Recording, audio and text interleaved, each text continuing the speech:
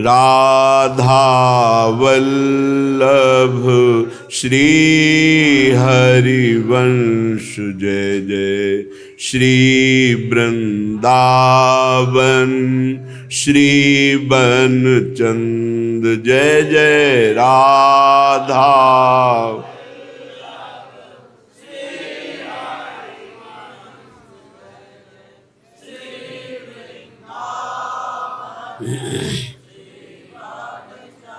जय जय राधा वल्लभ गुरु हरिवंश जय जय गुरु वृंदावन गुरु बनचंद जय जय राधा वल्लभ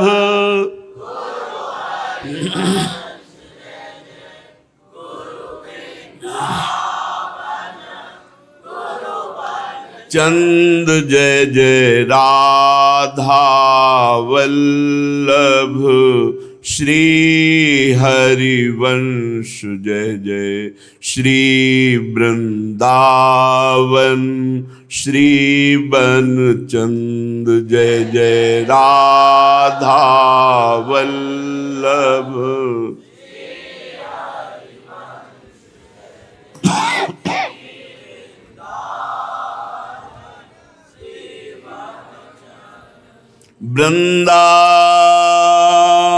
वृंदावनेश्वरी तवैव पदारविंदम प्रेमामृतैकमकरंद रसौघपूर्णम हृद्यर्पितं मधुपते स्मरतापमुग्रं निर्वापयत् परम शीतलमाश्रयामि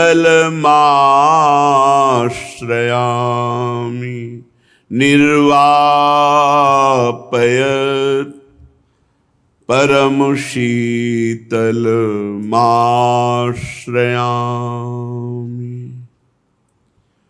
परम सच्चिदानंद घन प्रेमानंद स्वरूप नवनिवृत्त निकुंज महामहिम परम पावन श्री वृंदावन धाम, श्री वृंदावन धाम के लाडिले प्राणाराध्य प्राण प्रिय युगल सरकार श्री श्यामा श्याम जू, समस्त सहचरी वृंद, खग मृग पशु पंछी तरुलता यमुना रस रानी रजरानी ब्रजवासी परिकर सबके चरणों में कोटिशा नमन। उपासना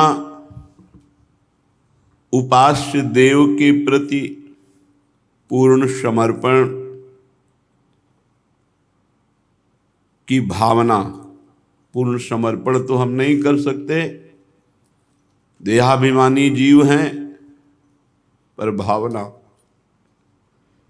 समर्पित वो करते हैं। चित्तचोर वो हैं, बलात् मन पर अधिकार वो करते हैं। विश्वास कीजिए, केवल आप तैयारी कीजिए लूटने की, लूट वो लेंगे। जहां जहां हमारे अहम का साम्राज्य है, वहां वहां ये प्रीतम अपना अधिकार कर लेते हैं। वैसे उन्हीं का अधिकार था, भूल से हमने मैंपन आरोपित कर लिया, वो मैंपन उनकी कृपा से हट जाता है। फिर जो दशा होती है, वो केवल प्रभु बैठ करके नित्य दिनचर्या कराते हैं, अन्यथा सामर्थ्य नहीं उस अंतःकरण में जिस पर प्रभु का अधिकार हो गया है। आनंद में बहा बहा डोलता है, सारी स्मृति छिन्न भिन्न हो जाती है, बस एक शुद्ध रह जाती है, जो वो देते हैं वही। इसलिए इस महारस की प्राप्ति के लिए आधीनता अत्यंत आवश्यक है। श्रीपाद प्रबोधानंद जी महाराज कह रहे हैं, यावद राधा पद नखमणि चंद्रिका नाविरास्ते।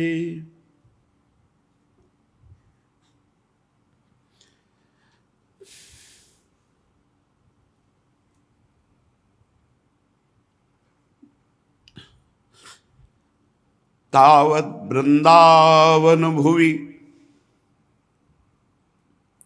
मुदम नैति चेतश्चकोरी। जब तक राधा चरणारविंद की पूर्ण अनन्यता नहीं होती, राधा चरणारविंद हृदय में प्रकाशित नहीं होते, तब तक इस रस में प्रवेश नहीं है। और जब तक वृंदावन की भूमि में आसक्ति नहीं है, रज का सेवन नहीं है, रसिकों का संग नहीं, तब तक राधा चरणारविंद की प्रीति अत्यंत दुर्लभ है। महारानी जी के नख कांति से जो अद्भुत प्रेम में तेज ज्योति प्रकट होती है, वो जिसके हृदय में प्रकाशित होती है तो पूरा नवनिभृत निकुंज प्रकाशित हो जाता है। यत् किंचित रसिकों की कृपा से यदि स्वामिनी जी के चरणों की वो नख कांति प्रकाशित कर पावे तो ऋषि मुनि वंदित चरणारविंद श्री लालजू जहां दासता स्वीकार किए हैं उस स्थान पर उसका चिंतन पहुंच जाए, नहीं तो चिंतन ही नहीं पहुंचता। तेजो रूप निकुंज एव कलयन नेत्रादि पिंड स्थितम, यहां नहीं पहुंचता। तेज को चीर करके अंदर क्या हो रहा है ये देखने की सामर्थ्य राधा चरणारविंद की अनन्य ठसक में है। कह रहे हैं कि जब तक श्री किशोरी जी के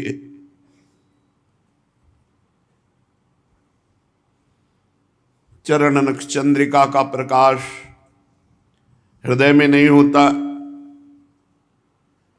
और जब तक वृंदावन की रजरानी का सेवन, भूमि का सेवन नहीं होता, रसिकों का संग नहीं होता, तब तक ये चरणारविंद गुप्त रहते हैं, क्योंकि बहुत गुप्त जगह प्रकाशित हैं।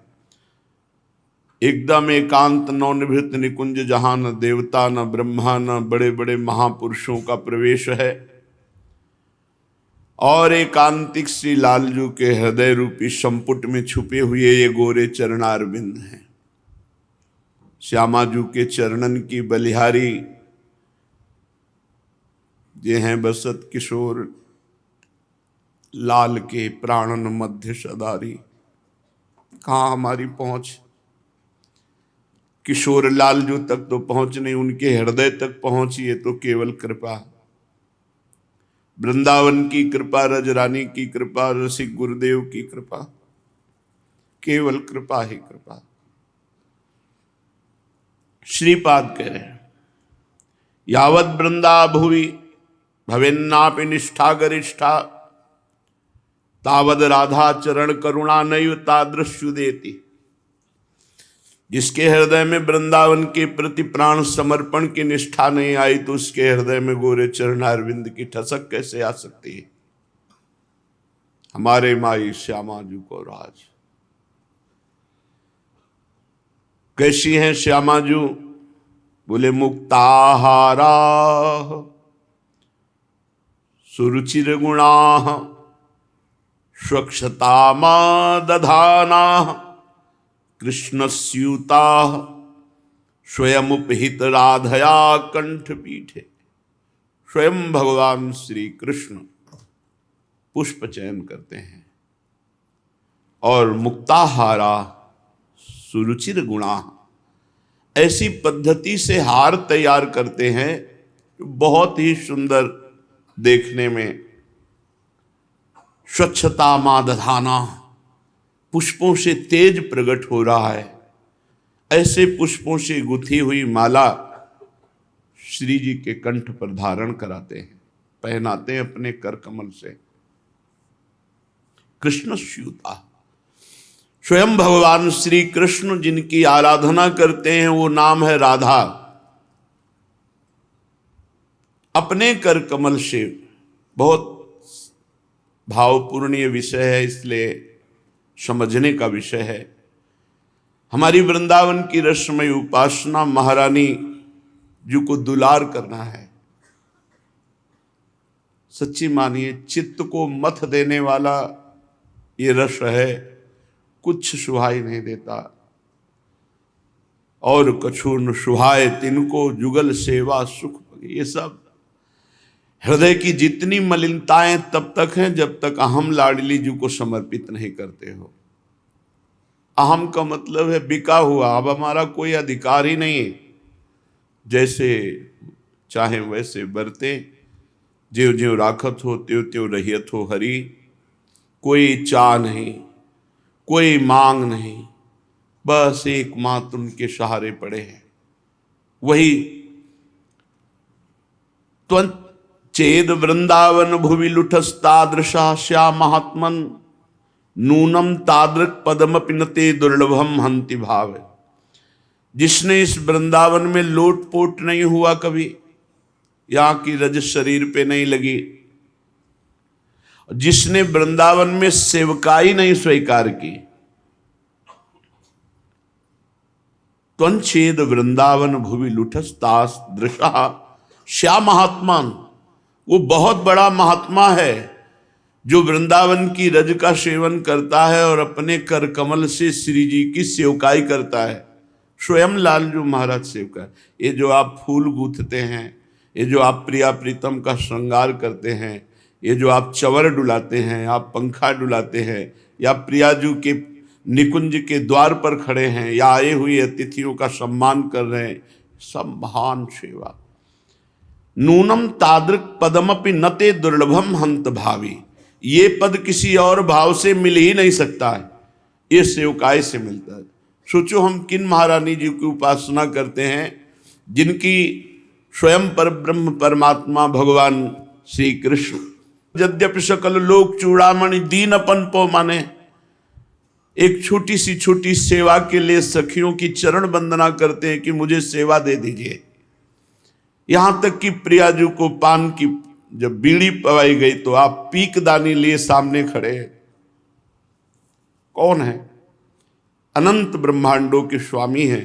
पर ये प्रेम है, ये प्रेम मार्ग है, जहां प्रेम के वशीभूत होकर भगवान सारथी बनते हैं अर्जुन के, जहां प्रेम के वशीभूत होकर के भगवान भक्तों की सेवकाई के लिए नौकर बन जाते हैं त्रिलोचन जी के। वहां हमारी प्रियाजू प्रेम सांद्रानंद घन प्रेम मूर्ति किशोरी लालजू महाराज पीक दानी लिए खड़े, कब उगार करें। लाल के ये मन ललक रहे, कबहू प्रिया प्रसन्न बदन हुए, मोतन ने कुछ है। लाल के ये मन ललक रहे। लालजू के मन में बस यही लालसा रहती कि क्या करूं, कौन सी सेवा करूं, कौन सा गान करूं, कौन सा नृत्य करूं, जिससे मेरी महारानी जू, मेरी प्रियाजू मेरी तरफ प्रसन्न मुद्रा में देख ले।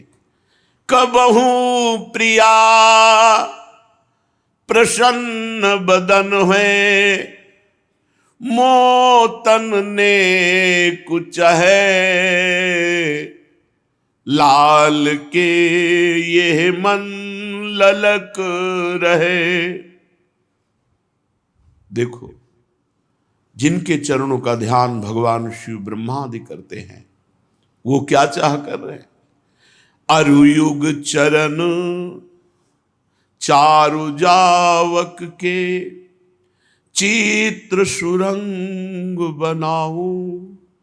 कैसा प्रेम है!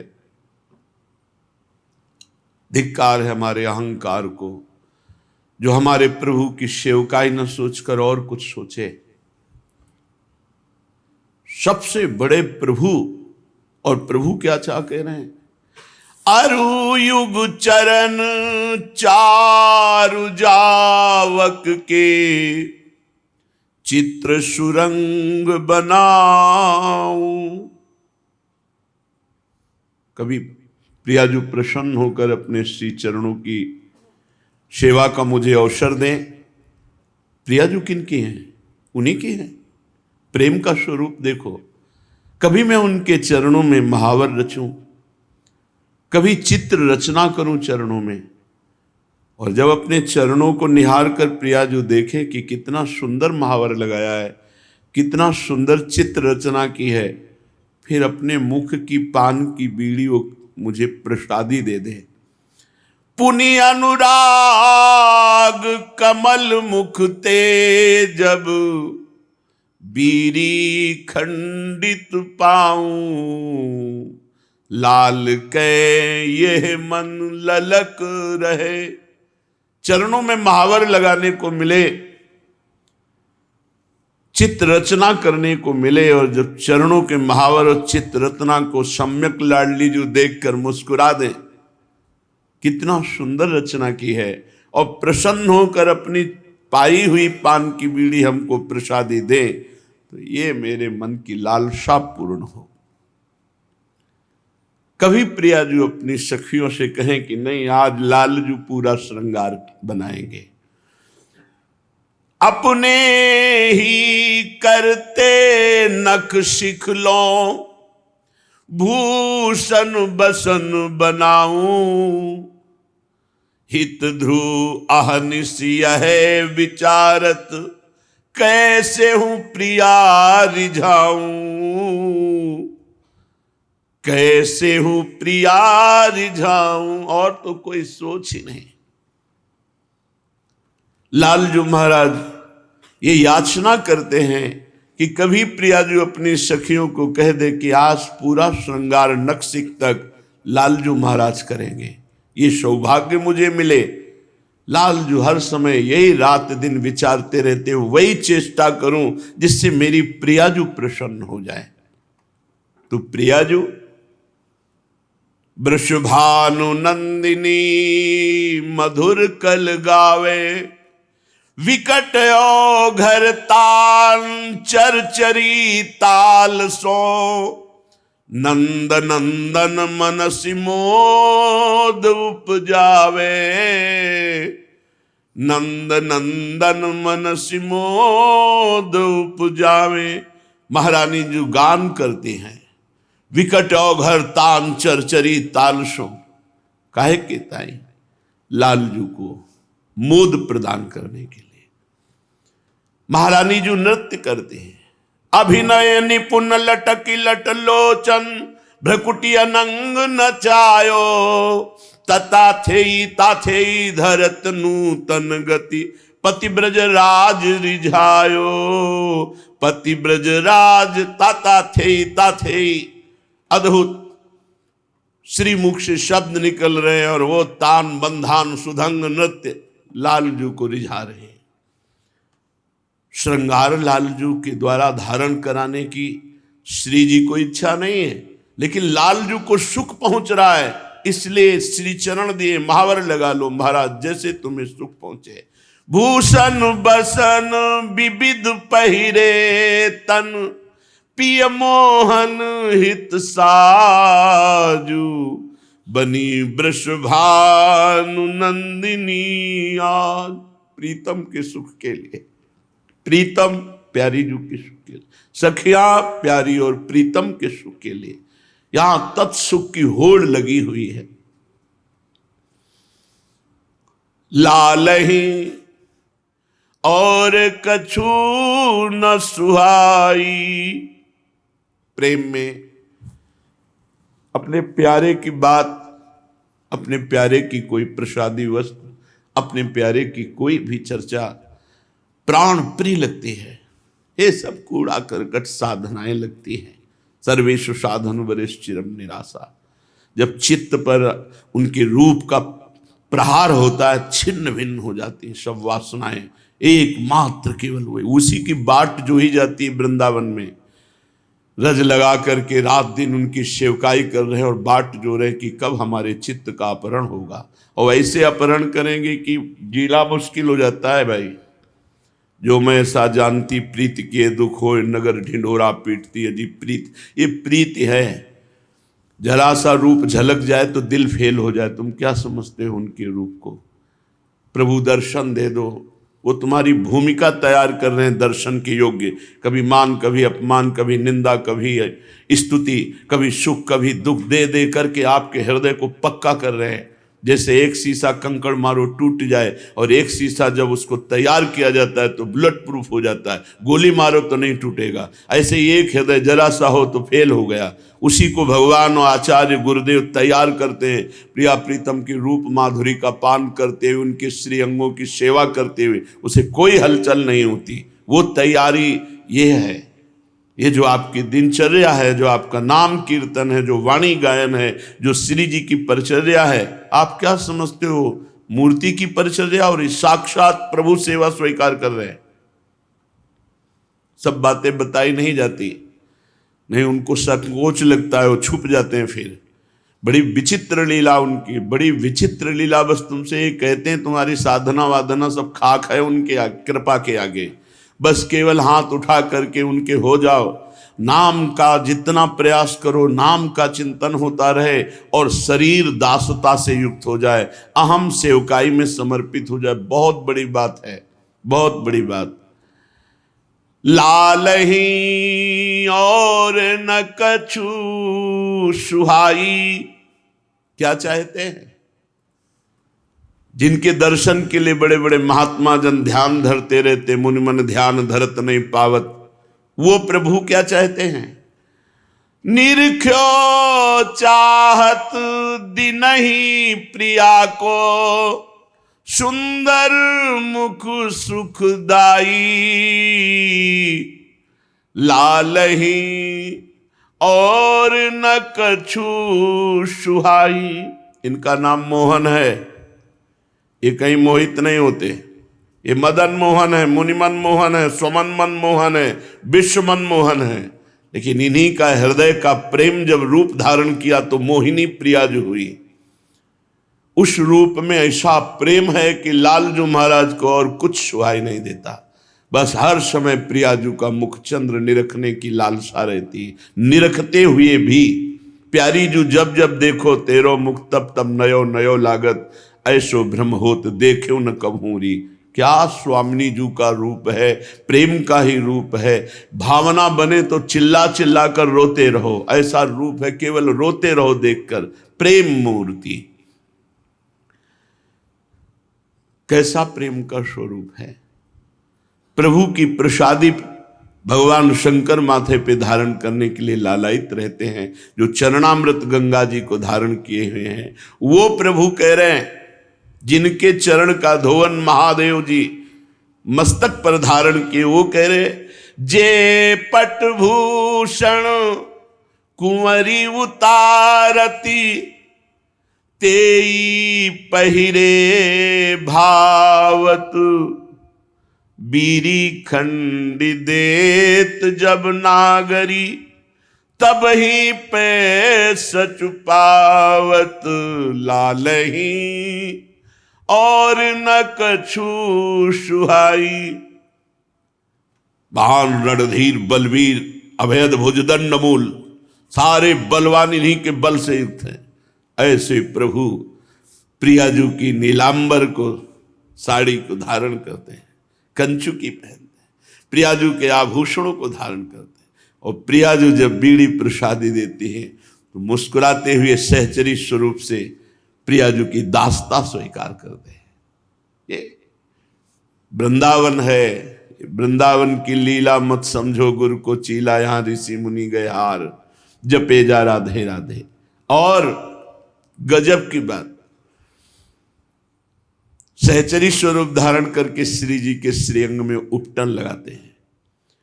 परिमल उबटी अंग जो बाचत, सोई आप लगावत। ये मेरी प्यारी जू के श्रीअंग का प्रसादी उपटन है। जैसे चंदन लगाते ना, मेरी प्रियाजू का प्रसादी चंदन, जिससे पत्रावली की गई है, जिससे प्रियाजू का श्रृंगार किया गया है। लालजू महाराज मेरी प्रियाजू के श्रीअंग का ये परिमल है, उपटन है, सोई आप लगावा। कैसे, इनके जैसा कोई प्रेमी नहीं।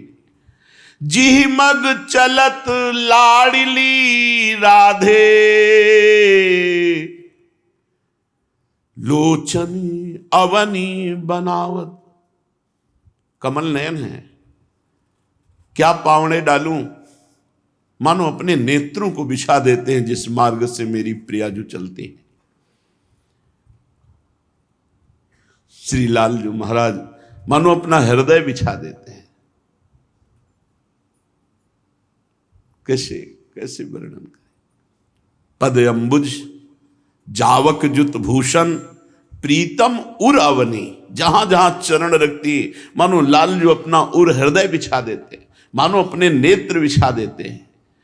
इही रस मगन रहत सुनि सजनी, और न मन उर आवत। हित ध्रुव बिकट बात अति प्रेम की, बिन मोहन को जानत, बिन मोहन को जानत लाल ही, और न कछु सुहाई।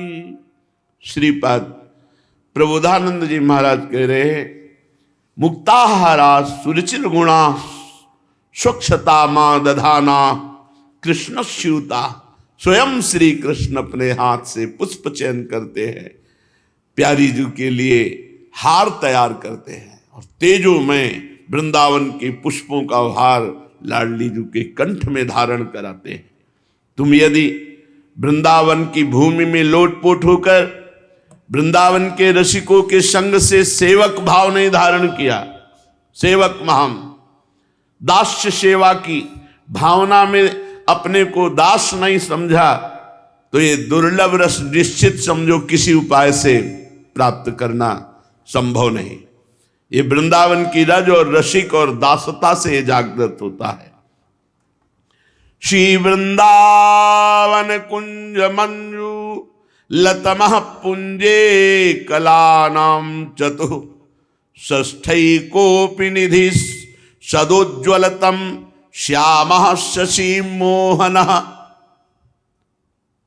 आश्चर्यैक नवीन हेम कमलिन्युद्धाम्बुजं चुम्बती, प्रेक्षो प्रेक्षो तदेव विस्मित मना, सौख्याम्बुधो मज्जतु।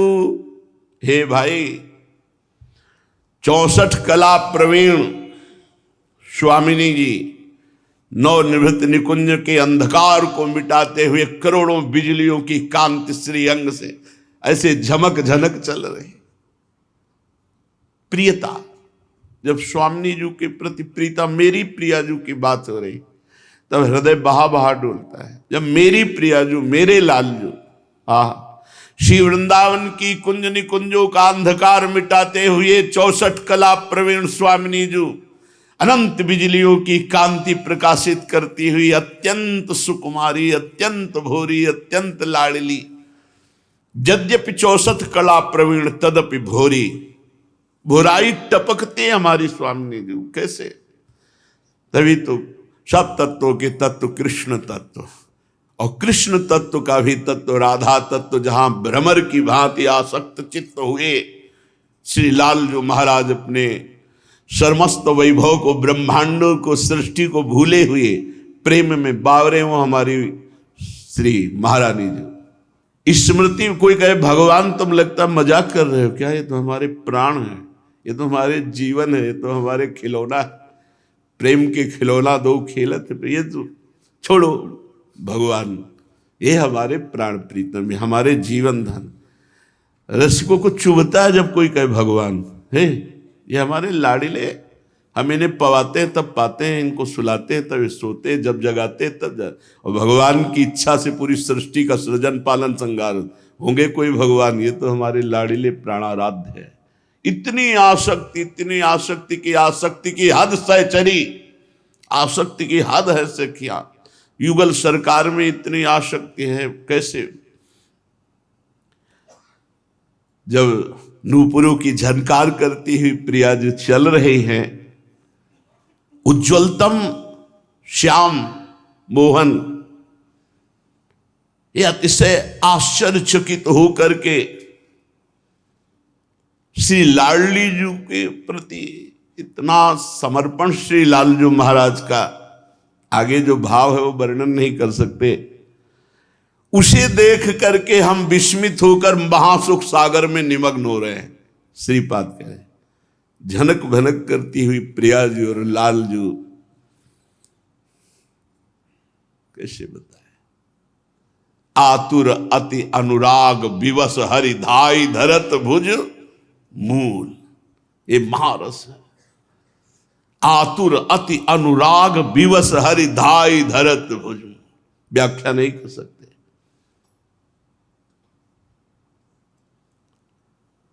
नागरी निरख मदन विश्व व्यापत दियो सुधाधर धीर, सत्वर उठे महामधु पीवत मिलत मीन म्यू नीर। करोड़ों करोड़ों बाण संधान करने वाले काम का प्रादुर्भाव श्री लाडली जी के भ्रकुटी मात्र संचालन से होता है।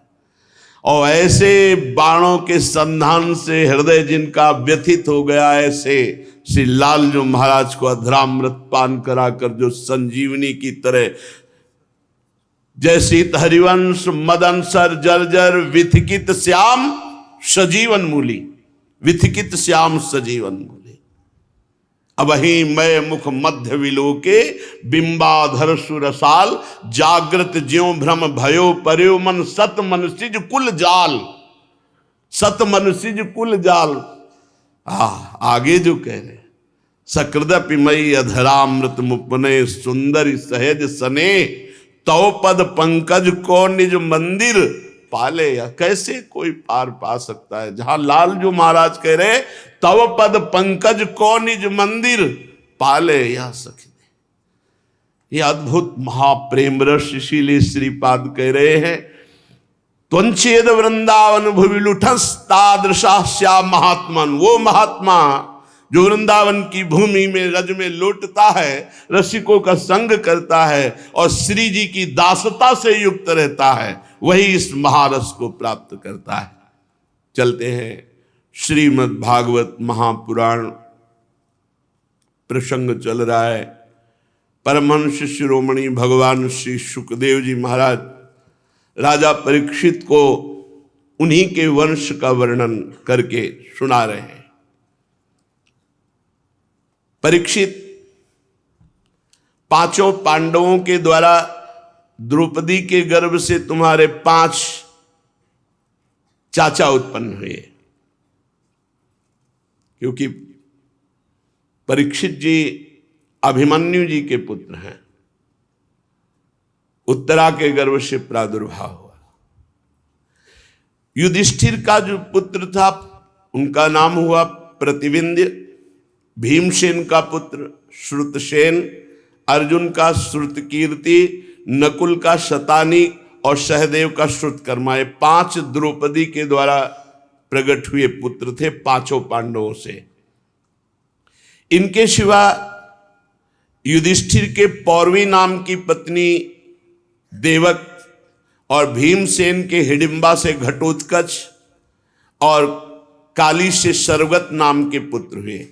शाहदेव के पर्वत कुमारी विजया से सुहोत्र और नकुल के करेणुमति से निर्मित्र हुआ। अर्जुन द्वारा नाग कन्या उलूपी के गर्भ से ईरावान, सब मारे गए थे। जिस समय महाभारत युद्ध समाप्त होने को था तो अपने प्रण को पूरा करने के लिए गदा के प्रहार से दुर्योधन की जंघा तोड़ दी थी। जब गांधारी जी ने सुना कि भीम ने संकल्प लिया है कि दुर्योधन की जांघ तोड़ेंगे, तो पक्का था कि वो अटल स्वभाव का है। तो दुर्योधन से कहा तू दिगंबर होकर आ जा मेरे सामने, मैंने आज तक अपने पातिव्रत धर्म की शक्ति का प्रयोग नहीं करा, आज करूंगी। अपने आंख की पट्टी खोलूंगी और जितने तेरे शरीर पर मेरी दृष्टि पड़ जाएगी वज्र का हो जाएगा। दुर्योधन नंगा होकर के गांधारी जी की दृष्टि के सामने जा रहा था। बीच में भगवान मिले, कुरुराज छोटे बच्चे हो ऐसे, तो उनका माँ ने कहा है कि छोटे बच्चे हो, अरे युवा हो, ऐसे शर्म थोड़ी होनी चाहिए, क्या करें।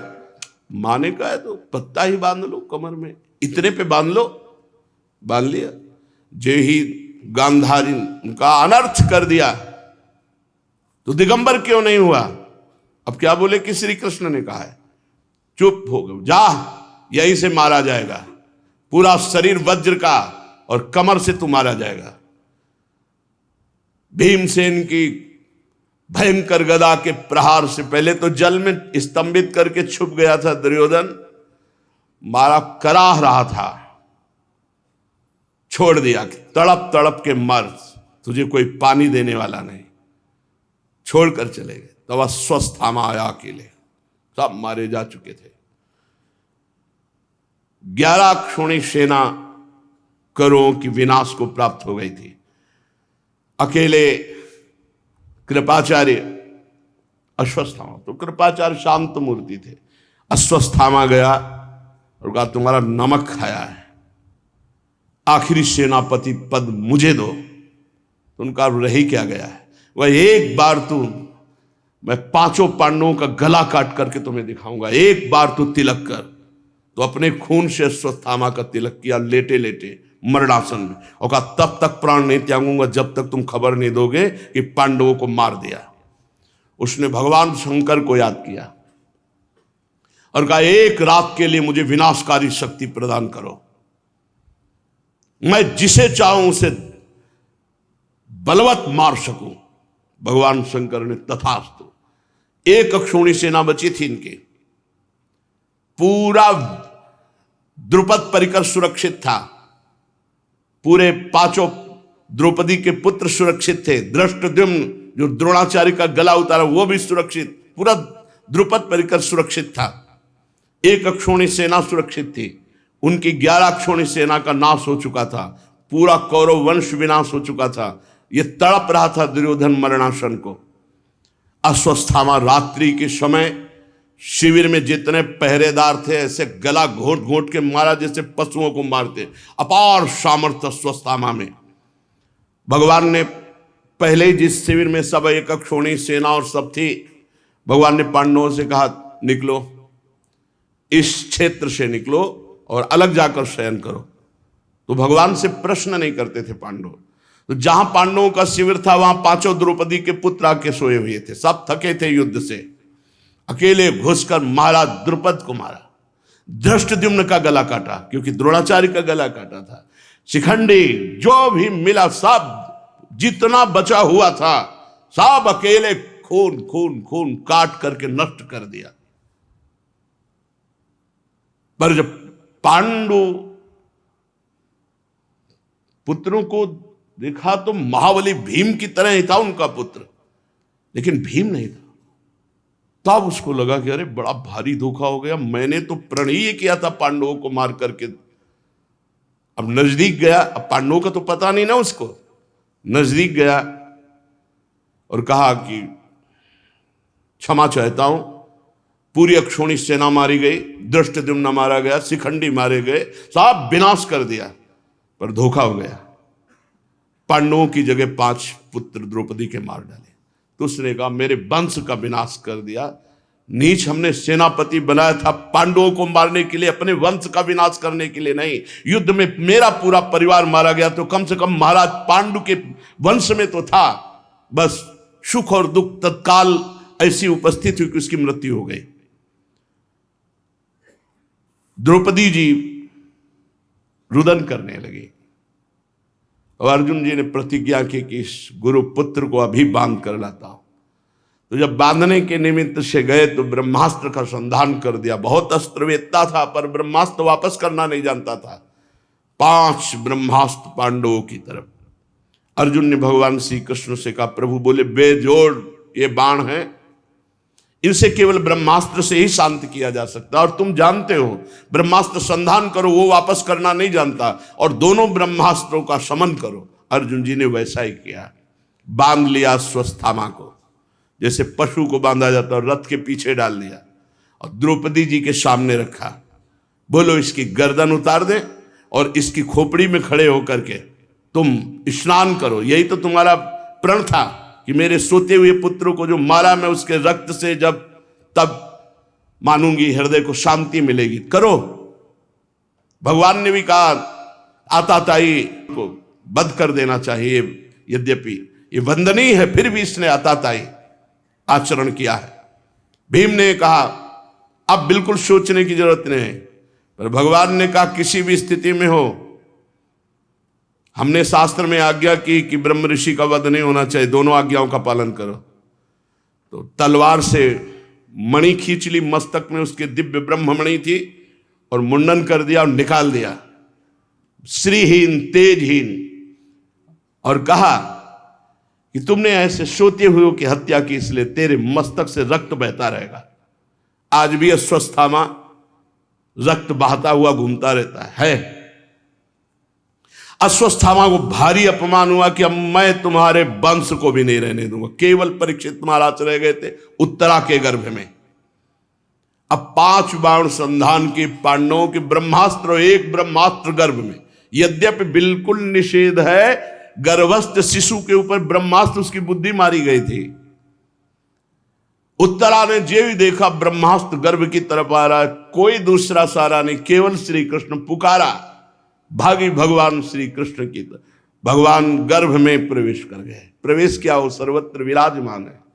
और एक परीक्षित जी ने देखा अंगुष्ठ प्रमाण भगवान गदा के ऐसे घुमा रहे हैं, जिससे ब्रह्मास्त्र शांत होता चला जा रहा है। गर्भ में भगवान श्री कृष्ण का दर्शन किए हुए परीक्षित महाराज है। तो अर्जुन की एक पत्नी थी मणिपुर नरेश की कन्या, उससे बब्रुवाहन हुआ। बब्रुवाहन को नाना ने ही अपने यहां रख लिया। और अर्जुन की पत्नी सुभद्रा, इनसे तुम्हारे पिता अभिमन्यु का जन्म हुआ। और वीर अभिमन्यु ने सभी अतिरथियों को जीत लिया था। अभिमन्यु जैसा कोई दूसरा वीर नहीं था। 6 महारथियों की अकेले टक्कर, 9 किशोर अवस्था, अकेले टक्कर 6 महारथियों की, होश उड़ा दिए थे। वो तो जयद्रथ ने भगवान शंकर से वरदान मांगा था, इसलिए वो विजय को प्राप्त हो रहा था। नहीं तो 6वां द्वार तो तोड़ चुके थे, 7वां द्वार तोड़ने में उनको क्या था, वो बलपूर्वक तोड़ देते। जो 6 की कला जानता है, गर्भस्थ शिशु अवस्था में ही सीख गए थे। गर्भ अवस्था में वो 7वां तो अपने पिता के पास रहकर कितनी बार सुन चुके थे, उसे तोड़ देते। पर जयद्रथ ने वरदान भगवान शिव से मांगा था, घेर लिया, एक कदम आगे बढ़ने नहीं दिया। 6 रथियों ने बिल्कुल अनर्थ, बिल्कुल अनर्थ, 6 बिना अस्त्र शस्त्र के जिस समय अभिमन्यु थे, 6 महारथियों ने घेर करके मारा। तभी जब कर्ण का पहिया पृथ्वी पे धसा तो उनका अर्जुन धर्म विरुद्ध युद्ध नहीं, बोले आप धर्म याद आ रहा है। भगवान श्री कृष्ण मार इसको, अब इसे धर्म याद आ रहा है। उस समय धर्म याद नहीं आ रहा था जब 9 किशोर बालक पर 6 महारथी अस्त्र चला रहे थे। तो अतिरथियों को भी जीत लेने की सामर्थ्य अभिमन्यु में थी, क्योंकि भगवान श्री कृष्ण की बहन के पुत्र थे, भांजे भगवान के, बहुत समस्त विद्याओं में प्रवीण। और अभिमन्यु के द्वारा उत्तरा के गर्भ से तुम्हारा जन्म हुआ। परीक्षित, कुरुवंश का नाश हो चुका था, अश्वत्थामा के ब्रह्मास्त्र से तुम भी पधार चुके थे, लेकिन भगवान श्री कृष्ण के प्रभाव से तुम पुनः जीवित हुए। परीक्षित, तुम्हारे पुत्र ये सामने बैठे हुए, क्योंकि गंगा किनारे सर्वस्व त्याग कर जब बैठे हैं तो पुत्र भी बैठे हुए हैं वहां, जन्मेजय, श्रुतसेन, भीमसेन, उग्रसेन। और ये चारों बड़े पराक्रमी हैं। और आगे की बात मैं तुम्हें बता दूं, तुम्हें तक्षक काटेगा 7वें दिन जब हमारी भागवत समाप्त होगी, और तुम्हारी मृत्यु भी होगी। और जिस समय मृत्यु होगी तो जन्मेजय क्रोधित हो जाएगा और ये सर्पेष्टि यज्ञ करेगा। ये कावशेतुर को पुरोहित बनाकर सर्पेष्टि यज्ञ, बड़ी भयानक यज्ञ हुई थी। जब जन्मेजय जी ने ये सुना कि कश्यप ऋषि बचाने आ रहे थे, मंत्रवेत्ता थे, और तक्षक काटने आ रहा था। तो तक्षक एकांत में उपाय सोच रहा था, मंत्रवेत्ता औषधि सब घेरे हुए हैं महाराज परीक्षित को, कैसे मैं जाऊं। तो इतने में देखा कि मंत्र उच्चारण करते हुए एक ऋषि जा रहे हैं, कश्यप ऋषि, बहुत बड़े महान तपस्वी। तो उनका आप कहाँ जा रहे हैं? तो कहा मैं जा रहा हूं, परीक्षित को तक्षक सर पर डसेगा, मैं अपने मंत्र बल से तुरंत उनको जीवित कर दूंगा। तो उनका तक्षक डसे और तुम जीवित कर लो, इतने मंत्र में ताकत है? बोले कैसे तुम्हें परीक्षा देकर बताऊं? तो बोले मैं ही तक्षक हूं। बोले प्रकट हो जा अपने रूप में और जो तू कर। तो एक बहुत बड़ा बरगद का पेड़ था। बोले देखो मैं इस पर दंत गड़ाता हूं, अभी देखते देखते भस्म हो जाएगा। तो उनका देखते देखते नवीन वृक्ष ऐसे ही, ये अब दोनों में शर्त लगी, उसने काटा, राख हो गया। जो ही राख हुआ मंत्र पड़ा, डाला, उससे बढ़िया नए किनगे वाला उतना ही बड़ा वृक्ष। तो उनका क्या चाहते हो? बोले जाएंगे, कुछ धन दे देंगे। तो बोले मुझे पता है कि रत्नों की खान कहाँ है, धन कहाँ है, ये लो, जितना धन चाहो यहां से ले जाओ, वापस हो जाओ। बस इसी वकालत में यज्ञ हुई थी, क्योंकि श्रृंगी ऋषि के द्वारा सांप से पीड़ित होकर तक्षक का काटना निर्दोष, लेकिन कश्यप ऋषि को वापस करके फिर काटने आना अब दोष। तुम्हारा वैर था परीक्षित से, आने देते कश्यप ऋषि को। तो जन्मेजय को जब पता चला तो उनका दंड देंगे, सर्पेष्टि यज्ञ का अनुष्ठान किया जाए। और यह बात ब्रह्मा जी ने पहले वासुकी नाग से बता दिया था कि अपने बचने का उपाय कर लो, सर्पेष्टि यज्ञ आगे जन्मेजय करने वाले हैं। तो उनका उपाय क्या है? बोले तुम्हारी बहन जो जरत्कारु है, एक जरत्कारु नाम के ऋषि हैं, अगर उनसे ब्याह हो जाए और उससे गर्भ रह जाए, वो सर्पेष्टि यज्ञ में सर्पों को बचा लेगा, तुम्हारा भांजा जो होगा। पर वो ऋषि ब्याह नहीं करना चाहते, वो महान तपस्या में युक्त हैं, और जिस समय वो जंगल में एकांत में ब्याह की आकांक्षा करें तुरंत पहुंच जाना। तो दो इच्छाधारी नाग लगाए हुए थे जरत्कार ऋषि के पास, और वो वलकल की लंगोटी लगाकर निरंतर तपस्या परायण थे।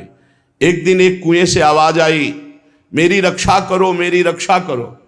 जो जरत्कार ऋषि ने झांक कर देखा तो कुछ ऋषि उल्टे टंगे हुए हैं और एक तना केवल रह गया है, और सफेद और काले दो चूहे काट रहे हैं उस तने को। तो उनका ऋषिवर कौन हो? बोले तुम्हें अगर जरत्कार ऋषि मिले तो बता देना, वो जरत्कार ऋषि के हम पूर्वज हैं। ये तना वही जरत्कारु है जिसे शुक्ल पक्ष और कृष्ण पक्ष उसकी आयु को काट रहा है। अगर वो ब्याह करके संतान उत्पन्न ना किया तो मेरा पूरा वंश चौपट हो जाएगा और हम पितर कुएं में गिर जाएंगे। तो उनका मेरी गृहस्थी धर्म में रुचि नहीं है और मैं कुछ कार्य कर नहीं सकता, तो ब्याह के लिए तो व्यवस्था चाहिए। मेरे को कौन ब्याह करेगा, अस्थिमात्र हो रहे शरीरा, पर पितरों की आज्ञा का पालन करना है। तो सोचते सोचते एकदम तो आवाज लगाई, कोई मुझे पत्नी प्रदान करे। वो दो इच्छाधारी नाग लगे हुए थे, तुरंत सूचना पहुंची, वासुकी नाग जरत्कारु को लेकर उपस्थित हो गए अपनी बहन को। वो कहा ऋषिवर मैं वासुकी नाग हूं, अपनी बहन आपको देना चाहता हूं। बोले अगर जरत्कारु नाम नहीं है तो मैं स्वीकार नहीं करूं। बोले जरत्कारु ही रखा गया है नाम। बोले फिर हम कुछ नहीं करेंगे। बोले महाराज महल चलो, सारा वैभव नागलोक का आपका। जरत्कार से कहा कभी अगर टोक दिया मुझे तो उसी क्षण छोड़ दूंगा। महाराज कभी नहीं टोकेंगे। ऐसे ब्याह हुआ, जरत्कार को महल ले गए, जरत्कार ऋषि और जरत्कार बहन। कुछ समय व्यतीत हुआ पति पत्नी भाव में। एक दिन जरत्कार ऋषि जरत्कारु अपनी पत्नी की जांग में सर रखकर पड़े हुए थे, सो गए। संध्या का समय, संध्या के समय सोना खाना मैथुन करना ये सब निषेध है। जरत्कार ऋषि की जो पत्नी थी उन्होंने सोचा इस समय मेरे पति का धर्म लोप हो जाएगा अगर सो गए। सूर्य भगवान अस्ताचल को चले गए, अर्घदान नहीं किया, संध्या बंदन नहीं किया तो धर्म का लोप हो। तो उनका भगवान उठिए, भगवान सूर्य अस्ताचल को जा रहे हैं, यदि आप अर्घदान नहीं करेंगे, संध्या नहीं करेंगे तो आपके धर्म का लोप हो जाएगा। अरे वो तो उठे, एकदम आग बबूला हो गए। तूने टोक कैसे दिया? अब मैं तुम्हारा त्याग करता हूं ना, तेरे महल में रहूंगा ना, तेरे पास रहूंगा। सूर्य की ताकत क्या, बिना अर्घ लिए और वो अस्ताचल को चले जाते। मैं जितना भी सोता सूर्य यहीं रहते। अब वो तो ऋषि एकदम झरझराए चल दिए नाराज होके। वासुकी नाग ने बहन से कहा हमारा क्या होगा, क्योंकि सर्वनाश होगा जन्मेजय की यज्ञ में, तो भांजा ही तो रक्षा करेगा। तो उन्होंने कहा भगवान कम से कम आप अपने पितरों की बात याद कीजिए और गृहस्थ धर्म का फल तो दे दीजिए। तो उनका आस्ति वो है, तो जो बालक पैदा हुआ उनका नाम आस्तिक मुनि हुआ। बड़े समर्थ ऋषि। जिस समय स्वाहा बोला जाता तो हजार हजार फण वाले सांपों के ऐसे बोझे के बोझे नाला बह रहा था चर्बियों का। ऐसा जन्मेजय ने यज्ञ किया, सर्पेष्टि यज्ञ। तक्षक भागकर देवराज इंद्र के पावे में लिपट गया जाके। जन्मेजय ने कहा ऋषियों में जो प्रधान हमारा शत्रु है तक्षक तो आया नहीं। बोले वो नहीं आएगा। क्यों? बोले वो तो देवराज इंद्र के पावे में है, चिपकाओ। तो बोले ऐसा मंत्र नहीं कि मैं देवराज सहित स्वाहा हो जाए। बोले आप संकल्प लो।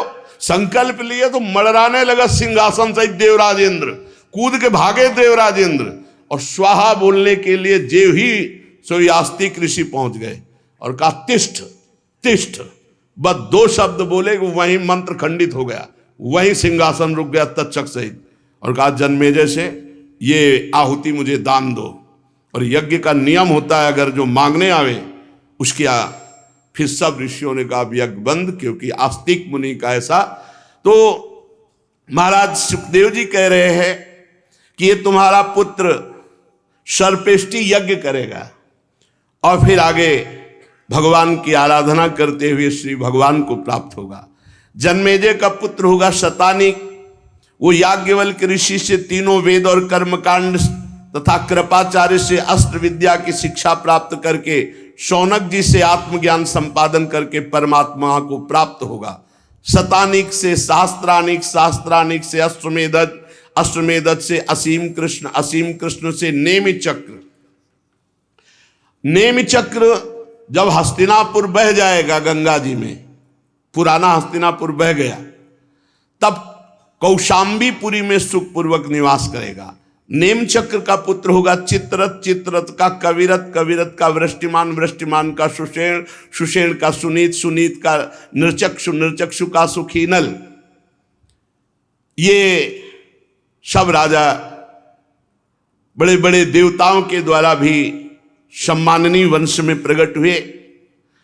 जब कलयुग प्रारंभ होगा तो राजा क्षेमक से ये वंश समाप्त हो जाएगा। 1000 वर्ष के भीतर भीतर कलयुग जो ही लगा तो ये जितने वंशों का वर्णन हुआ है, इस वंश की परंपरा के जितने राजा थे सब समाप्त हो गए। ययाति नंदन अनु के 3 पुत्र हुए, सभानर, चक्षु, परोक्ष। सभानर का कालनर, कालनर का संजय, संजय का जन्मेजय, जन्मेजय का महाशील, महाशील का पुत्र हुआ महामना। महामना के 2 पुत्र हुए, उशीनर एवं तितिक्षु। उशीनर के 4 पुत्र हुए, महाराज परमदानी शिवी, बन, शमी और दक्ष। शिवी जी महान दानी थे। इनकी दान धर्म निष्ठा की परीक्षा करने के लिए भगवान अग्निदेव और इंद्रदेव आए। अग्निदेव कबूतर बन करके और इंद्रदेव बाज बन करके। कबूतर आके गोद में गिर पड़ा, महाराज मेरी रक्षा करो, बाज मुझे खा जाएगा। बाज ने कहा महाराज अगर आप रक्षा करना ही जानते तो मेरे भी प्राणों की रक्षा करो, क्योंकि मेरा आहार कबूतर है। शिवी महाराज बड़े चक्कर में पड़ गए कि दोनों का प्राण बचाना चाहिए। तो कहा कबूतर को नहीं दूंगा, तुम्हें हम और मांस ला के दे सकते। तो उन्होंने कहा आपको पता होना चाहिए बाज कभी मरे हुए पशु पक्षियों का मांस नहीं खाता, वो जिंदा पक्षियों को दबोच के खाता है। तो उनका कबूतर तो नहीं दे सकता। हाँ अगर चाहो तो मुझे जिंदा मेरा मांस लेकर खा सकते हो, हाँ ये हो सकता है। अब एक तराजू रखा गया जिसमें एक तरफ कबूतर, देखो कैसे धर्मात्मा पुरुष, अरे ये हम खुद उबाल उबाल के खा रहे, पशु पक्षियों को क्या रक्षा करना जानेंगे। महाराज शिवी ने अपने जो मांसल स्थान है, जैसे जंघा है, भुजा है, अपने हाथ से काट करके, कबूतर कितना 100-200 ग्राम, लेकिन वो तो अग्नि देवता थे, फिर भी कम, तो बैठ गए और बाद से कहा तू मुझे खा ले, लेकिन कबूतर को नहीं खा। प्रकट हो गए, उनका जय हो महाराज, मैं कोई बाज नहीं हूं, मैं देवराज इंद्र हूं। वो बोले मैं कबूतर नहीं हूं, मैं भगवान अग्नि हूं। स्पर्श करते ही सर्वांग पुष्ट हो गए और जय जयकार की कि आप जैसा शरणागत वत्सल, आप जैसा दाता अद्वितीय महाराज शिवी। शिवी के 4 पुत्र हुए, वृषादर्भ, सुवीर, मद्र और कैकेय। उशीनर के भाई तितिक्ष के रुषदत्त, रुषदत्त के हेम, हेम के सुतपा, सुतपा के बलि नामक पुत्र हुआ। राजा बल की पत्नी के गर्भ से दीर्घतमा मुनि ने 6 उत्पन्न किए पुत्र, अंग, वंग, कलिंग, सुहि, पुंड और अंध्र। इन लोगों ने अपने अपने नाम पूर्व दिशा में 6 देश बजाए। अंग का पुत्र खनपान, खनपान का दिवीरथ, दिवीरथ का धर्मरथ, धर्मरथ का चित्ररथ, चित्ररथ के रोमपाद नाम के प्रसिद्ध राजा हुए। इनकी चक्रवर्ती सम्राट महाराज दशरथ से बड़ी मित्रता थी, रोमपाद से।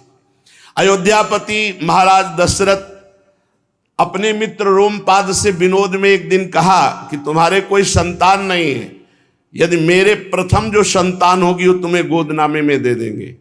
तो महाराज दशरथ जी की प्रथम संतान उत्पन्न हुई शांता नाम की कन्या, जिसको गोद में रोमपाद ने ले लिया था। फिर पुत्रेष्टि यज्ञ के द्वारा राम, लक्ष्मण, भरत, शत्रुघ्न महाराज दशरथ जी ने प्राप्त किए थे। इन्हीं शांता के पति श्रृंगी ऋषि के द्वारा करवाई हुई वो यज्ञ थी। शांता का विवाह श्रृंगी ऋषि से हुआ, ऋष्य श्रृंग जिनको कहा गया। ये विभांडक ऋषि के द्वारा हरिणी के गर्भ से उत्पन्न हुए थे। एक दिन ये जल लेने गए, बड़ा विचित्र खेल है काम का। तो एक अप्सरा स्नान कर रही थी, तो उसके अंग प्रत्यंग को देखकर इनका वीरपात हो गया।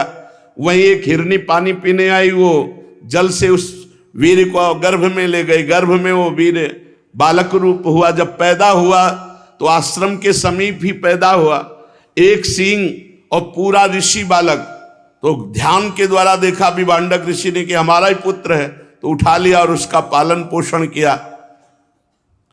राजा रोमपाद के राज्य में अकाल पड़ गया, वर्षा नहीं होने लगी। तब ब्राह्मणों से पूछा कि वर्षा, बोले तुम राजा रहोगे तो वर्षा नहीं होगी। फिर बोले ऋष्य श्रृंग यदि राजपद पर आ जाए तो अभी पानी गिर जाएगा।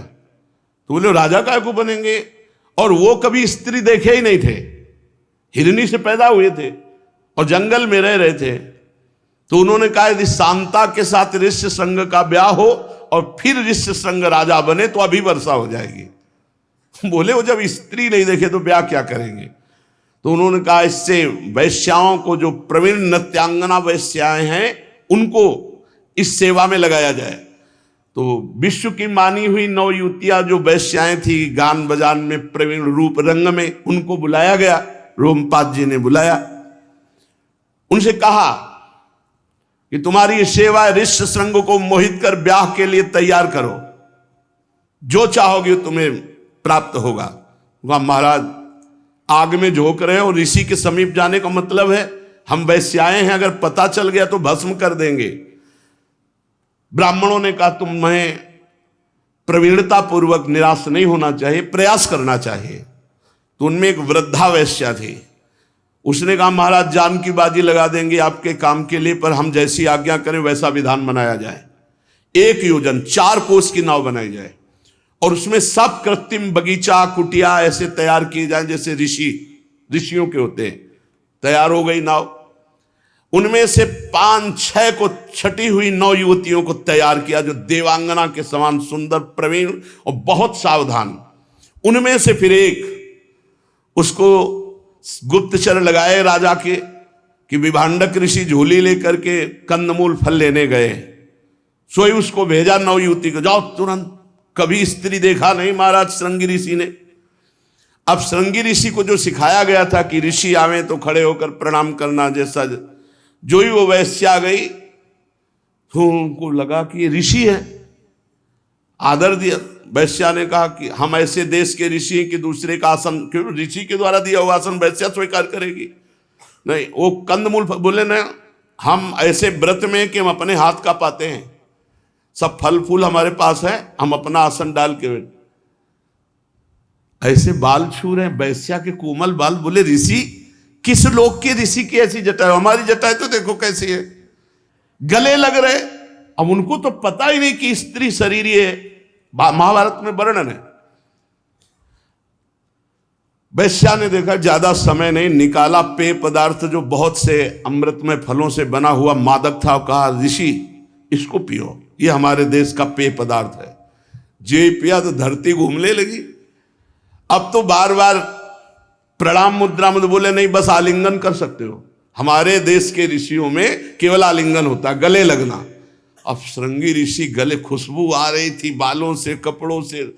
श्रृंगी ऋषि को लगा ऐसे ऋषियों के पास रहना चाहिए। ये सोच ही रहे थे, तले गुप्तचर ने इशारा किया, भागो विभांडक ऋषि आ रहे। उन्होंने कहा हमारी तपस्या का समय हो रहा है, हम जा रहे। और वो मुंह बगारे बैठे। श्रृंगी ऋषि, विभांडक ऋषि आए, बोले बेटा न प्रणाम कर रहे हो न नमस्ते। बोले पिताश्री धरती घूमती नजर आ रही। और पिताश्री एक ऋषि आए थे, उनकी जटाएं कितनी कोमल, अपने लोगों के क्यों नहीं, इतने सुगंधित उनके द्रव्य, इतना पेय पदार्थ। उन्होंने कहा कोई भ्रष्ट करने के लिए बेटा तुम्हारे लिए जाल रख। तुरंत जो है मंत्रों के द्वारा अभिषिक्त करके जल पिलाया, पूरा आश्रम पवित्र किया और कहा किसी को बाहरी को यहां प्रवेश मत देना। वो तो कह रहे बाहरी को प्रयोग, वो मना रहे कब कंद फूल ले जाओ। वो ऋषि एक बार आ जाए तो जिंदगी भी इस आश्रम में नहीं आएंगे। कुसंग का प्रभाव देख लो। विभांडक ऋषि का प्रभाव जन्म से लेकर अभी तक इतना नहीं पड़ा, वैश्या का एक क्षण में पड़ गया। यह है कुसंग का प्रभाव। जब अगले बार जाने लगे तो कहा बेटा कोई भी आवे, कुछ खाना पीना नहीं, मिलना नहीं। मैं तुरंत गया, फल लेके आया। वहां गुप्तचर लगे हुए थे। बोले ज्यादा समय नहीं लगेगा इस बार विभांडक ऋषि को। बोले ज्यादा लगेगा हमको भी नहीं, श्रृंगी ऋषि को बहलाने में। नजदीक गए, गले से ले। बोले ऋषि यहां कुछ मत करो, जहां तुम्हारा आश्रम हो हमको ले चलो, ले हमारा पिता आ जाएगा। पहले ही बस फटाफट उनको ले गए। नाव लगी हुई थी 1 योजन 4 कोस की, दिखाया। वो सुंदर, वो तो राजसी सब, अरे एक से एक ऋषि, वहां एक से एक वैश्या, सब कोई हंस रही, कोई खेल रही, कोई गा रही, कोई नाच। श्रृंगी ऋषि को लगा कि हमारी तपस्या का फल मिल गया ऐसे ऋषियों, और नाव चल पड़ी। और जब वहां राजा के यहां ले गए तो कहा हमारे सबसे बड़े ऋषि शांता का दर्शन कराया। चक्रवर्ती सम्राट महाराजा धीराज दशरथ की पुत्री जो रोमपाद को दी गई थी, उनके फिर धीरे धीरे समस्त कलाओं में प्रवीण किया श्रृंगी ऋषि को और ब्याह किया। और ये सब एक दिन में हुआ, एक दिन में पूरा सब। अब जे भी विभांडक ऋषि वहां आए, देखे आश्रम में हमारा पुत्र ही गायब हो गए। पहली बार तो कुछ नशा वशा करा दी, इस बार तो ले ही गए। अब वो भागे वहां से, ध्यान में देखा कि रोमपाद के राज्य में, और वहां विद्वानों ने पहले व्यवस्था कर दी थी। वो सोच रहे थे एक तरफ से विनाश करता जाऊंगा, इतनी हिम्मत कैसे। बोले गौएं किसकी? तो उनका महाराजा धीराज श्रृंगी ऋषि की, मेरे पुत्र की। गुस्सा शांत होता चला जा रहा है। जहां जहां जिस जिस विषय सबको लगा दिया, इस समय राजा श्रृंगी ऋषि, रोमपाद मत बोल देना। सब ने जब बोला तब हृदय शांत हुआ। जब गए तो वहां देखा सिंहासन में शांता के साथ। तो उनका सौभाग्य संपन्न रहो, खुश रहो, आनंदित रहो, और आप वापस चले आए। वही श्रृंगी ऋषि जब वशिष्ठ जी से महाराज दशरथ जी ने कहा हमारे कोई संतान ही नहीं हो रही, तो इन्हीं श्रृंगी ऋषि को बुलाया और इन्होंने फिर पुत्रेष्टि यज्ञ की, जिससे करुणा वरुणालय मर्यादा पुरुषोत्तम भगवान श्री राम, शेषावतार लक्ष्मण जी, प्रेमावतार भरत जी, और सेवा का साक्षात स्वरूप शत्रुघ्न जी। श्री दशरथ जी महाराज का जो सौभाग्य, वो भूतल में किसको मिल सकता। ये भी दशरथ जी को कान में आकर दासी बताती है महाराज के पुत्र हुआ है। तो महाराज की जो दशा, कई बार एकांत में चिंतन करके हृदय पुलकित हुआ। परमानंद पूरी, परमानंद की बाढ़ आ रही। क्यों? जाकर नाम सुनत शुभ होई, मोरे गृह आवा प्रभु सोई, जिसका नाम सुनने मात्र से मंगल हो जाता, वो भगवान हमारे घर में पुत्र बनकर आया है। लड़खड़ाते हुए महाराज साहब संगीत बजाओ, परमानंद पूरी मन राजा, कहा बुलाए बजावो बाजा। और लड़खड़ाते हुए गए प्रजा कौशल्या जिसका एक बार दर्शन है। नील कमल की कांति, भगवान का वो सुंदर रूप दशरथ जी नेत्रों से पान कर रहे हैं। ये जो सुख है भगवान में, दुर्मति है जो माया में एक क्षण के लिए भी मन चित्त जाए। रोमपाद का पुत्र हुआ चतुरंग, चतुरंग का पृथुलाक्ष, पृथुलाक्ष के बृहद्रथ, बृहत्कर्मा, बृहद्भान, 3 पुत्र हुए। बृहद्रथ का पुत्र हुआ बृहन्मना, बृहन्मना का जयद्रथ, जयद्रथ की पत्नी का नाम था शंभूति, उसके गर्भ से विजय का जन्म हुआ, विजय का धृति, धृति का धृतव्रत, धृतव्रत का सत्कर्मा और सत्कर्मा का पुत्र अधिरथ। अधिरथ को कोई संतान नहीं थी। एक दिन वो गंगा किनारे बैठा हुआ था तो देखा कि गंगा जी में एक पिटारी बहती आ रही। कूद पड़ा गंगा जल में अधिरथ और उस पिटारी को लाया तो नन्हा सा शिशु मिला जो कुंडल और कवच धारण किए होता, वो शिशु कर्ण थे। कुंती जी बाल्यावस्था में कुंती भोज राजा के गोदनामे में ली गई थी। भगवान की बुआ है सगी। महान तपस्या के धनी दुर्वासा जी पधारे तो राजा ने कहा बेटी 8 पहर इनकी परिचर्या होनी चाहिए, दास दासियों से त्रुटि हो गई तो साप दे देंगे। तो कुंती जी ने कहा आप निश्चिंत रहिए, मैं महर्षि की सेवा में हूं। 8 पहर सेवा ऐसी मन मन की रुचि जानी। दुर्वासा जी बहुत प्रसन्न हुए। उन्होंने कहा बेटी मैं तुम्हें एक मंत्र देता हूं, जिस देवता को जब चाहोगे जहां चाहोगे बुला सकते हो। तो उन्होंने कहा यद्य प्रभु आकांक्षा नहीं, पर आप जैसा उचित समझे। तो मंत्र दिया, जिस देवता को लक्ष्य करोगे वही उपस्थित हो जाएगा। दुर्वासा जी चले गए। एक दिन महल में भ्रमण कर रही थी, अचानक दृष्टि पड़ी उदित होते हुए भगवान सूर्य पर। उनका देखें मंत्र की परीक्षा करके कि ऋषि ने कहा जिस देवता को, तो क्या भगवान सूर्य आ जाएंगे? तो जे ही मंत्र पढ़ा आह्वान किया तो भगवान सूर्य उपस्थित हो गए। उन्होंने कहा भगवान आप जाओ, हम तो ऐसे ही के बोले, ऐसे थोड़ी देवताओं का आना निरर्थक जाता है, अब हम आपसे संतान उत्पन्न करेंगे। तो उनका भगवान अभी तो मैं अवस्था नहीं है संतान की। उनका नहीं, अवस्था से मतलब नहीं, तुम कन्या ही रहोगे। देवता है संकल्प, उनकी सामर्थ्य। उनका भगवान गर्भ बोले अभी बालक अभी होगा। कुंडल कवच युक्त कर्ण प्रगट, सूर्य भगवान तो अंतर ध्यान हो गए। और उनको लगा कि कोई ये जान गया महल में कि कुंती के पुत्र हुआ है तो आगे की तो सब रास्ते बंद हो जाएंगे, और बड़ा कहीं ऐसा ना हो कि हम किसको किसको बताएंगे कि भगवान सूर्य को मंत्र के द्वारा आह्वान किया तो संतान हुई। कर्ण विचार किया कि इसको प्रवाहित कर देते गंगा में, भगवान जैसा रचे होंगे वैसा ही होगा। तो एक पिटारी में करके, वही पिटारी अधिरथ को मिली। गंगा तट पर अधिरथ को पिटारी में जब नन्हा सा शिशु मिला जो बहा चला जा रहा था, वो महाबली कर्ण भगवान सूर्य के द्वारा प्रकट हुआ। अधिरथ ने भगवान का प्रसाद मानकर, गंगा जी की कृपा मान करके अपना पुत्र बना लिया। जहां जहां सभा में अर्जुन अपनी वीरता दिखाते वहां कर्ण जरूर दिखाता, पर हर जगह सूत पुत्र कह के उसको हटा दिया जाता।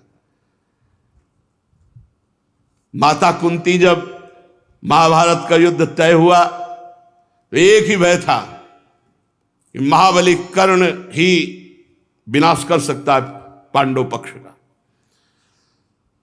एक दिन कर्ण सुबह से दोपहर तक भगवान सूर्य की आराधना करता था। प्रातः काल ऐसे चला गंगा जी में खड़े होकर, और जैसे जैसे सूर्य घूमते वैसे, जब सूर्य ऐसे पीठ की तरफ आ जाते तब प्रणाम करके चल देते। और उस समय कोई जो भी मांग ले, जो कुछ कर्ण का व्रत था दे। उसी समय माता कुंती गई। पीछे। तो उनका देवी कौन हो? जब सूर्य उधर गए तो छाया आई, तो कहा देवी कौन हो? सामने आई तो कहा प्रणाम राजमाता। बोले राजमाता ही नहीं, तेरी भी माता हूं, मुझे पता है, मुझे पता है,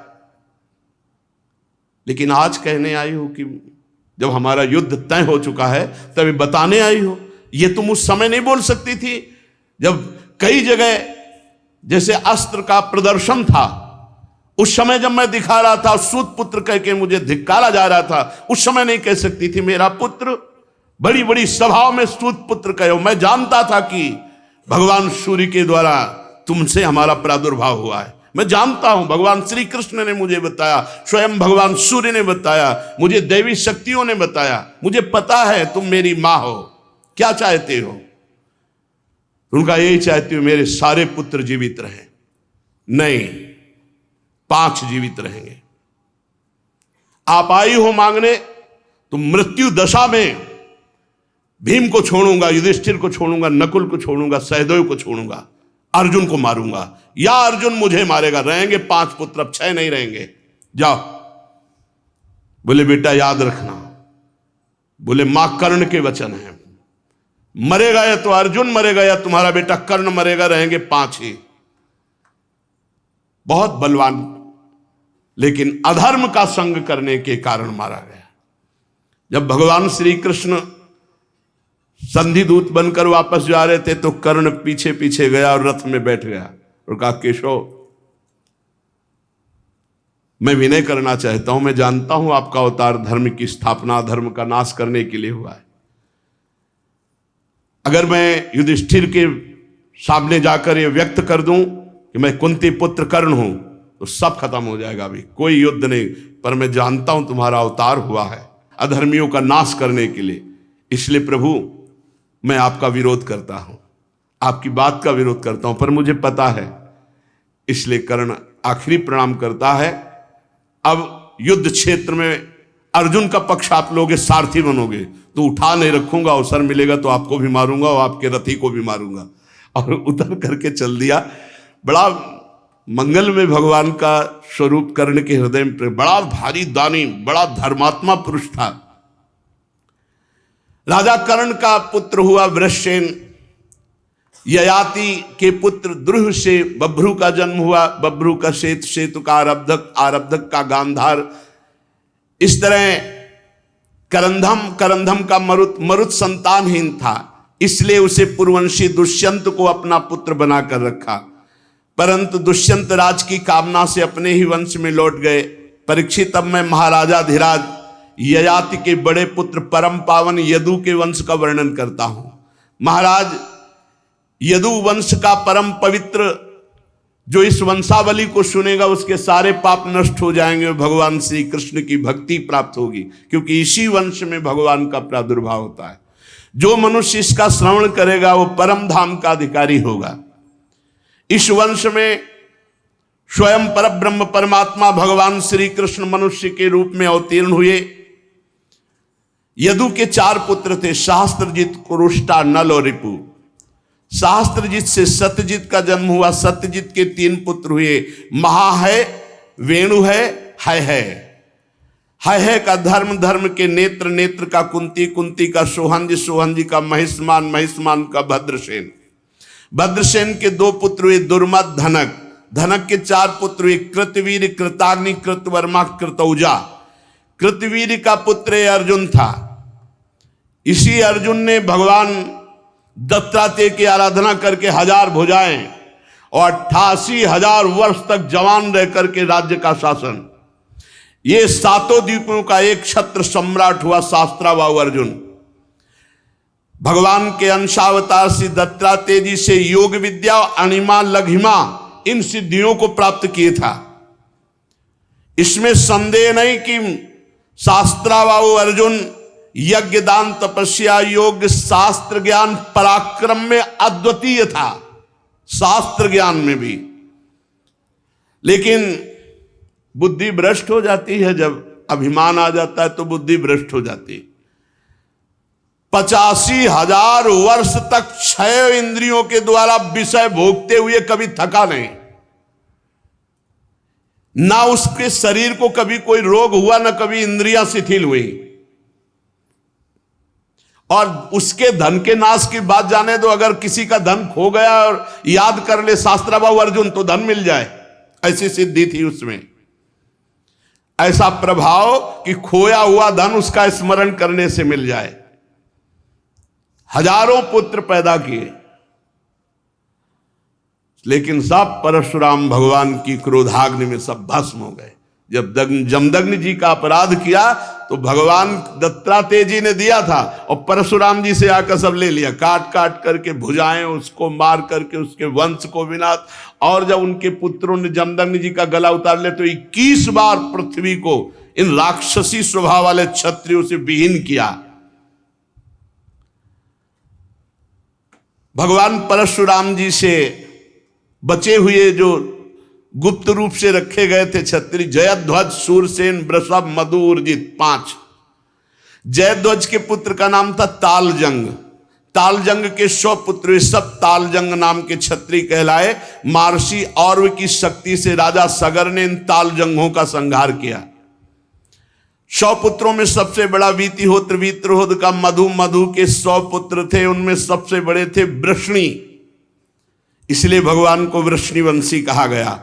माधव कहा गया मधुवंशी, यादव कहा गया यदुवंशी, महाराज यदु के।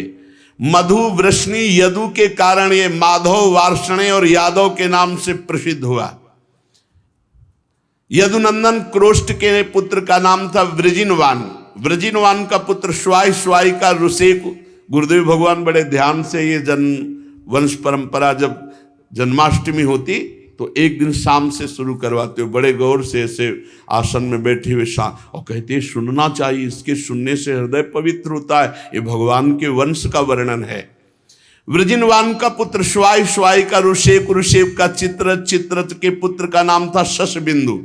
ये परम योगी, महान भोगेश्वर संपन्न, अत्यंत पराक्रमी, 14 रत्नों का स्वामी, हाथी, घोड़ा, रथ, स्त्री, बाण, खजाना, माला, वस्त्र, वृक्ष, शक्ति, पास, मणि, छत्र, विमान, ये 14 रत्न। शशबिंदु बहुत बड़े पराक्रमी राजा हुए। जानते उनके लड़का कितने थे? 100 करोड़। शशबिंदु के 10,000 पत्नियां थी, उनमें से एक एक पत्नी से 1-1 लाख संतान, उनके 100 करोड़ 1 अरब संतान थी महाराज शशबिंदु के। पृथुश्रवादि 6 पुत्र बड़े थे। पृथुश्रवा के पुत्र का नाम था धर्म, धर्म का पुत्र उष्णा, उसने 100 अश्वमेध यज्ञ किए। उष्णा का पुत्र हुआ रुचक, रुचक के 5 पुत्र हुए, पुरजित, रुक्म, रुक्मेश, पृथु और ज्यामग। ज्यामग की पत्नी का नाम था शैव्या। ज्यामग के बहुत दिनों तक कोई संतान नहीं हुई, परंतु उसने अपनी पत्नी की भय से दूसरा विवाह नहीं किया। अब एक बार उसने एक भोज्या नाम की कन्या लाए अपने रथ पे बैठा करके, कि पहली वाली की तो संतान नहीं, तो पति के रथ पर उस कन्या को, भोज्या को देख करके चिढ़कर बोली, एक कपटी, ये किसको बैठाल कर लाया मेरी जगह? तो ज्यामग ने कहा, ये हमारी पत्नी नहीं बनी, ये तो पुत्र वधू बनेगी। शैव्या ने मुस्कुरा के कहा, पुत्र तो है नहीं, मैं तो बांझ हूं, मेरी कोई सौत नहीं, फिर पुत्र वधू कैसे बन सकती? तू भयभीत होकर कह रहा है। ज्यामग ने कहा, यदि मैंने सत्य पे चला हूं, धर्म का पालन किया है, तो विनोद में भी मेरी कही हुई बात भगवान रक्षा करेंगे। तू विश्वास कर, भगवान मुझे संतान देंगे। राजा ज्यामग का वचन भगवान ने सुना। ये देखो फिर क्या था, शैव्या को गर्व रहा और उससे बड़ा सुंदर बालक हुआ जिसका नाम हुआ विदर्भ। उसी ने शैव्या की 7वीं पुत्री भोज्या से विवाह किया। फिर आगे चल करके राजा परीक्षित, भोज्या से 3 पुत्र हुए, कुश, कृच्छ, रोमपाद। ये विदर्भ वंश बहुत श्रेष्ठ परम पावन है। रोमपाद का पुत्र बब्बू, बब्बू का कृति, कृति का उसिक, उसिक का चेदि। चेदि के वंश में दमघोष हुआ और दमघोष के वंश में शिशुपाल हुआ। ये शिशुपाल जब हुआ तो 4 भुजाएं हुई और ऐसा रोया पूरा नगर भयभीत हो गया पैदा होते ही। अब ये जो उत्सव मनाया जाता है बालक का, उस उत्सव में सब रिश्तेदार नातेदार सम्मिलित हुए पंडित भी आए, ज्योतिषाचार्य। तो जो बुआ थी भगवान की, जो दमघोष को ब्याही हुई थी, उनसे पंडितों ने कहा कि क्या जानना चाहती हो अपने बालक के विषय में, बड़ा तेजस्वी है। बोले बस इतना जानना चाहती हूँ कि इसकी मृत्यु किसके हाथ से होगी। तो उन्होंने कहा कि जिसकी गोद में डालने से दो भुजाएं इसकी टूट के गिर जाएं, वही से मारेगा। और वो कोई तुम्हारा सगा रिश्तेदार होगा, कोई और ज्यादा ढूंढने की जरूरत नहीं, हम ज्योतिष से बता रहे हैं। तो रिश्तेदार तो सब आए थे, तो सबकी गोद में शिशुपाल को डाला गया। और जो ही भगवान श्री कृष्ण की गोद में डाला, सो दो भुजाएं कट के गिर गई। हाथ जोड़ा और कहा, बेटा जैसे शिशुपाल मुझे प्यारा वैसे तुम प्यारे हो, हमारे शिशुपाल की तुम हत्या न करना, ये मुझे वचन दो। तो भगवान श्री कृष्ण ने कहा 100 अपराध बुआ, एक अपराध नहीं 100 अपराध माफ करूंगा, लेकिन 100 के बाद फिर शायद ना माफ कर पाऊं। तो उन्होंने सोचा 100 क्यों करेगा भाई, इतना क्यों? वो जन्म से श्री कृष्ण के खिलाफ, वो भगवान का पार्षद है ना शिशुपाल दंत वही जय विजय। तो तला के जब बोलता था तब श्री कृष्ण को गाली देना शुरू किया, जैसे कोई बचपन से चालीसा पढ़ता है ना, ऐसे भगवान को गालियां देता था। ये शिशुपाल का कृत, फिर उसका कुंती का दृष्टि का निर्वत का दशार का व्योम, भगवान का वंश है ना।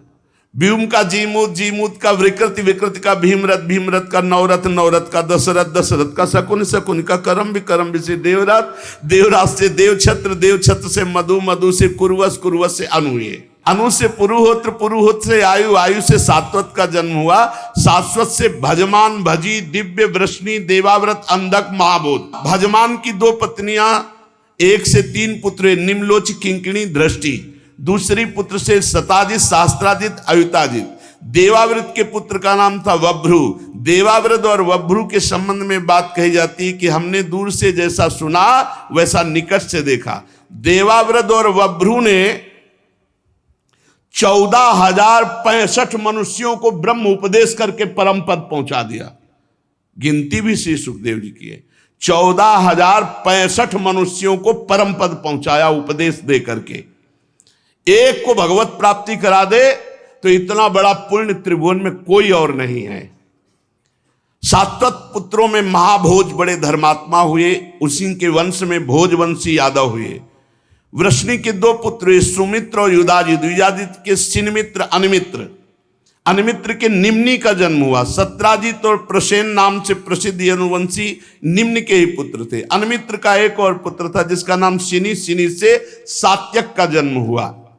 इसी सात्यक के पुत्र युधान थे जो सात्यकी के नाम से जाने जाते थे, भगवान के प्रधान सेनापति। सात्यकी का जय का कुणी का पुत्र युगंधर। अनिमित्र के तीसरे पुत्र का नाम वृष्णि के 2 पुत्र हुए स्वफल्क और चित्ररथ, नजदीक आते जा रहे। स्वफल्क की पत्नी का नाम था गांधिनी। उनमें सबसे श्रेष्ठ अक्रूर जी प्रकट हुए और 12 पुत्र हुए। आशंग सारमेय, मृदुविद, गिरि, धर्मवृद्ध, सुकर्मा, क्षेत्रोपेक्ष, अरिमर्दन, शत्रुघ्न, गंधमादन, प्रतिभाव। इनके एक बहन भी थी जिसका नाम था सुचीरा। अक्रूर के 2 पुत्र थे, देवानुपदेव। स्वफल्क के भाई चित्ररथ, पृथु, विदुरथ आदि बहुत से पुत्र हुए जो वृषणवंशियों में श्रेष्ठ माने जाते हैं। सात्वक के पुत्र अंधक के 4 पुत्र हुए, कुकुर, भजमान, शुचि, कंबल, बरही। उनमें कुकुर का पुत्र वन्नी का विलोमा का कपोत का अनु। तुम्बुर गंधर्व के साथ अनु की बड़ी मित्रता थी। अनु का पुत्र अंधक का दुंदुभि का अरिद्युत का पुनर्वसु के आहुक नाम का एक पुत्र और आहुकी नाम की एक कन्या हुई। आहुक के 2 पुत्र हुए, देवक और उग्रसेन। देवक के 4 पुत्र हुए, देवानुपदेव, सुदेव, देववर्धन। इनकी 7 बहनें थी, धृतदेवा, शांतिदेवा, उपदेवा, श्रीदेवा, देवरक्षिता, सहदेवा और देवकी। वसुदेव जी का विवाह देवकी जी के साथ हुआ। उग्रसेन के 9 लड़के थे, कंस, सुनामा, न्यग्रोध, कंक, शंकु, सुहु, राष्ट्रपाल, सृष्टि और तुष्टिमान। उग्रसेन के 5 कन्या थी, कंसा, कंसवती, कंका, स्वरभु और राष्ट्रपालिका। इनका विवाह देवभागादि वसुदेव जी के छोटे भाइयों से हुआ। चित्ररथ के पुत्र विदुरथ से सूर, सूर से भजमान, भजमान से सिनी, सिनी से स्वयंभूत, स्वयंभूत से हृदिक, हृदिक के 3 पुत्र हुए, देव, औषत, धनवा, कृतवर्मा। देवमुइड के पुत्र सूर्य की पत्नी का नाम मारिशा था, उसी के गर्भ से 10 निष्पाप पुत्र उत्पन्न हुए, वसुदेव, देवभाग, देवस्त्रवा, आनक, संजय, श्यामक, कंक, समीक, वत्सक, वृक। ये सब बड़े महात्मा थे। वसुदेव जी का जे भी जन्म हुआ तो देवताओं के नगारे अपने आप बज गए, देवता लोग पुष्प वर्षा किए, इसीलिए वसुदेव जी का एक नाम आनक दुंदुभी है। यही वसुदेव जी भगवान श्री कृष्ण के पिता का सौभाग्य प्राप्त किया और देवकी जी माता का सौभाग्य प्राप्त किया। शेष चर्चा आगे। श्री राधा वल्लभ लाल की जय।